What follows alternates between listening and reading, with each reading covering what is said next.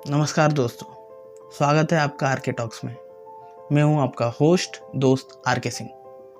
स्वतंत्रता दिवस के इस खास अवसर पर मैं आपको एक ऐसी यात्रा पर ले जाने जा रहा हूं जहां हम अपने वीरों की कुर्बानियां, उनकी कहानियों को जान सकें। आज हम बात करेंगे उन बलिदानों की, उन लहू के बूंदों की जो हमारे भारत को आज़ाद कराने में बहाई गई। यह एपिसोड उन वीरों के नाम है जिन्होंने अपने देश को आज़ाद कराने में योगदान दिया, जो लौट कर नहीं आए लेकिन उनके पीछे एक इतिहास छोड़ गए जिसे हर भारतीय गर्व से महसूस करता है। जब भी हम 15 अगस्त का नाम सुनते हैं, हमारे दिलों में गर्व की भावना उमड़ती है, लेकिन इस गर्व के साथ जुड़ी है उन अनगिनत कुर्बानियों की यादें जो आज भी हमारे दिलों को चीर जाती है। उन लालों की यादें जिन्होंने अपने जानें दी। कितने ही माँओं ने अपने बेटों को, कितने ही बहनों ने अपने भाइयों को, कितने ही बेटियों ने अपने पिता खो दिए। लेकिन ये जानना ज़रूरी है कि ये सिर्फ इतिहास के पन्नों में दर्ज नाम नहीं है। ये अमर वीर है जिनके बिना हमारी आज़ादी का गीत अधूरा है। ये वो लाल है जिन पर हमारे पूरे देश को गर्व है। ये वो वीर सपूत है जिनकी बहादुरी के किस्से सुनकर हमारे बच्चे बड़े हुए। आज मैं आपको एक ऐसे ही वीर की कहानी सुनाने जा रहा हूँ जो आपके दिलों को छू लेगी और आपको भीतर से जोश भर देगी। यह बात है सन 1907 की एक ठंडी सुबह पंजाब के बांगा गांव में। एक साधारण से घर के आंगन में एक नन्हा सा बालक जन्म लेता है। जैसे ही उसकी पहली किलकारी गूंजती है, घर में खुशी की लहर दौड़ जाती है। माँ की गोद में आया यह बच्चा जैसे मानो उसके भीतर पहले से ही देश की मिट्टी की महक बसी हो। उसे नाम दिया गया सिंह। कौन जानता था ये छोटा सा बालक एक दिन अंग्रेजी हुकूमत की नींव हिला देगा। वक्त बीता और सिंह बड़ा होने लगा। अपने दोस्तों के साथ खेलते खेलते उसकी आंखों में हमेशा एक सवाल चमकता था, क्यों है हमारा देश गुलाम? वो बच्चों के खेल में भी अंग्रेजों के खिलाफ नारे लगाता, जैसे उसके दिल में आज़ादी की एक ज्वाला धधक रही हो। फिर 1919 में जलियांवाला बाग का वो भयंकर दिन, जब निर्दोष लोगों पर गोलियां बरसाई गई।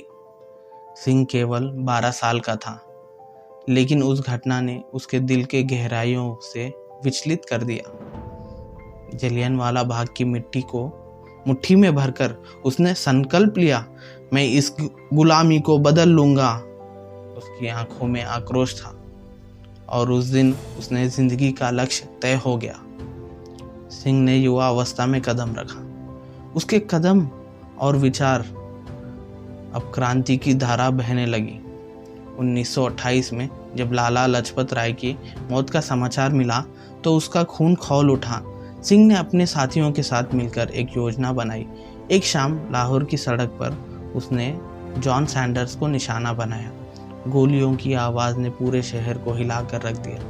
यह सिंह का पहला कदम था जिसने ब्रिटिश हुकूमत की खिलाफ क्रांति की नींव रखी थी।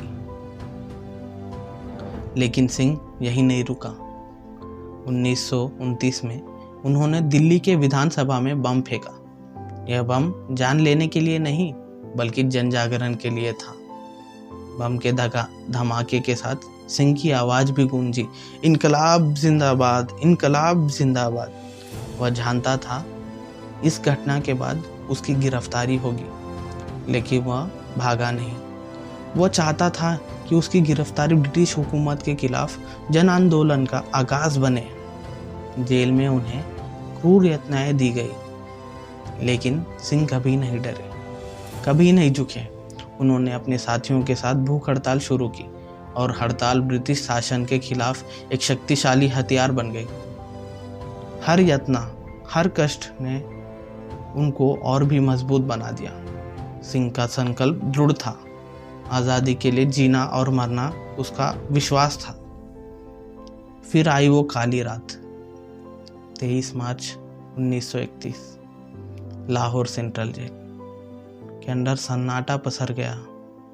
सिंह, सुखदेव और राजगुरु को फांसी की सज़ा सुनाई गई, लेकिन वो तीनों हंसते रहे। हंसते हंसते फांसी के तख्ते की ओर बढ़े।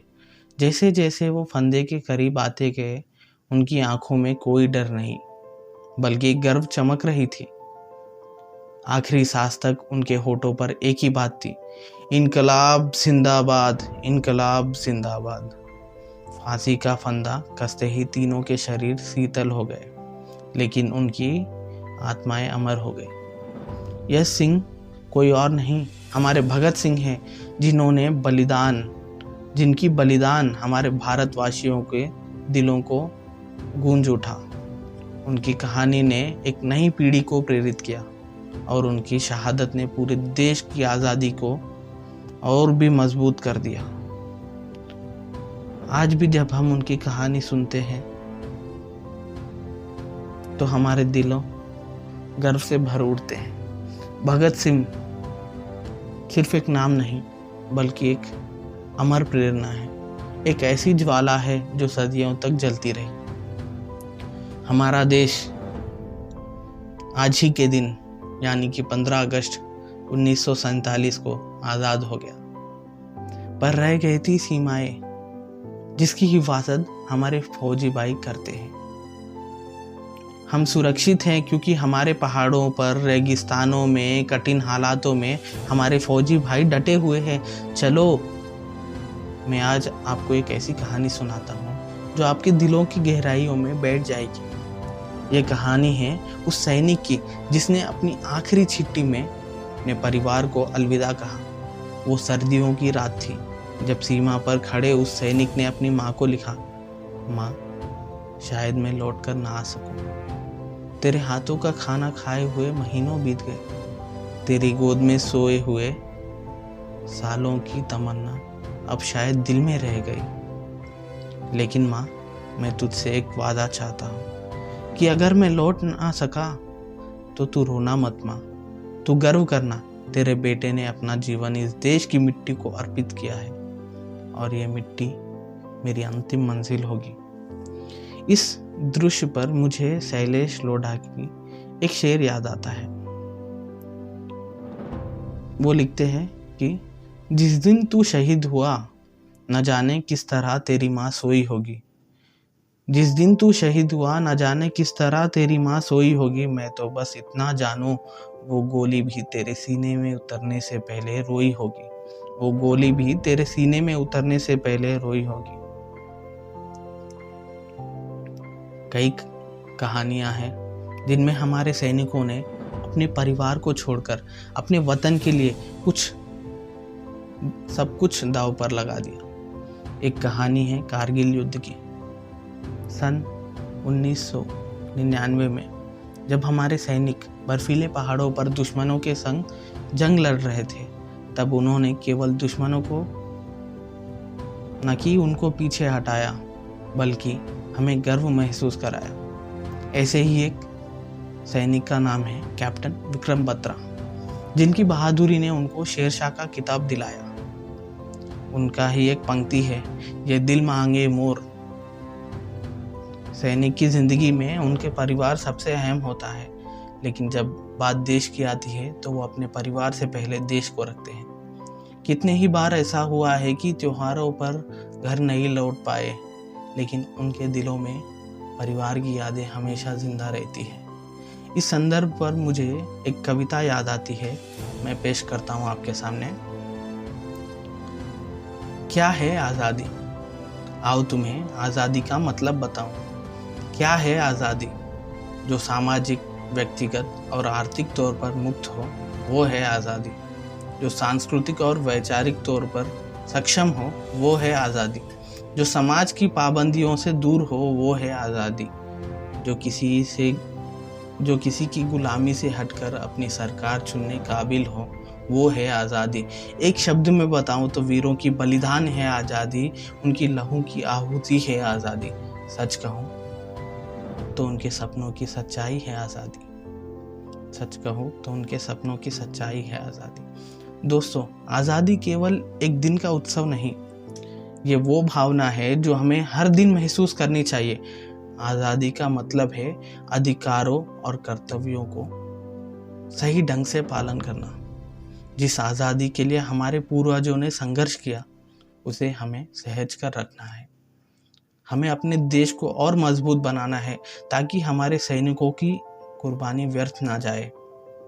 और इसी प्रकार हमें हमारे देश के भीतर जो दरिंदे हैं, जो आजकल हमारे माताओं के साथ, बहनों के साथ दुर्व्यवहार कर रहे हैं, एक ऐसी घटना थी मणिपुर में और अभी अभी हाल ही में हुआ है वेस्ट बंगाल में। मैं चाहता हूँ आप सभी इन सब चीज़ों से दूर रहें और आप जितना हो सके देश को आगे बढ़ाने में योगदान दीजिए। तो दोस्तों, इस स्वतंत्रता दिवस पर आइए हम सब मिलकर उन वीर सपूतों को सलाम करें जिन्होंने हमें ये आज़ादी दिलाई।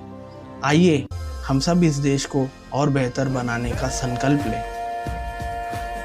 आपसे फिर मिलेंगे अगले एपिसोड में। तब तक के लिए जय हिंद, जय भारत, इनकलाब जिंदाबाद।